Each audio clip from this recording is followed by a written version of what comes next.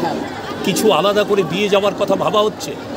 দেখো, sports department থেকে বরাবরই গোটা রাজ্যতে যেখান থেকে যা দাবি আসে, আমি ডেপুটি স্পোর্টস মিনিস্টার MOS, আমার ওপরে আমার বড় স্যার আছেন অরূপ বিশ্বাস স্যার, তো যাদের যাদের যা দাবি থাকে সেই দাবিগুলো পূর্ণ করার জন্যে চিন্তাধারা তো আছেই।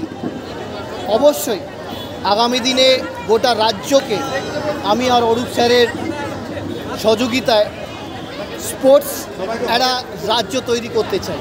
মানে আগে এত কাজ হয়েছে আমাদের রাজ্য স্পোর্টস ডিপার্টমেন্ট থেকে, আগামী দিনে আরও ভালো করতে চাই বিভিন্ন স্পোর্টস ডিসিপ্লিন।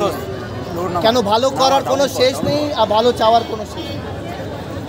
এই যে রাজ্যের যুবক যুবতীদের জন্য আপনি কি বলবেন ক্রীড়া দিক দিকে, খেলাধুলার দিক দিকে? মানে দেখো, আমি শুধু নিজের উদাহরণ দিতে পারি, কেন আমার যে জীবনের অভিজ্ঞতা হয়েছে সেই অভিজ্ঞতাই আমি শেয়ার করতে পারি। কেন আজকের দিনে টিভির পর্দায় অনেক বড় বড় প্লেয়াররা আছে, আমার আগেও অনেক বড় বড় প্লেয়াররা খেলেছে আর আগামী দিনেও খেলবে।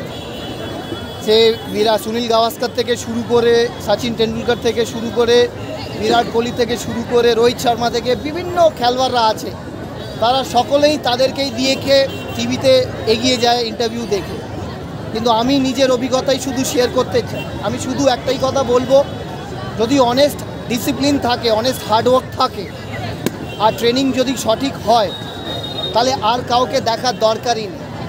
কেন আমি যেই জায়গা থেকে ভারতের হয়ে খেলতে পেরেছি, 100 রান করতে পেরেছি, ম্যান অফ দ্য ম্যাচ হতে পেরেছি, তাহলে আমি মনে করি যে কোনো সাধারণ ছেলেও আজকে যারা গলিতেও খেলছে বা পাড়াও খেলছে, তারা যদি বিশ্বাস করতে পারে তাদের নিজের ওপরে, তারাও কিন্তু পৌঁছতে পারে। এবার ইলেকশন কমিশন ইডিকে জুড়ে দিয়েছে, প্রত্যেক ব্লকে তারা কাজ করবে।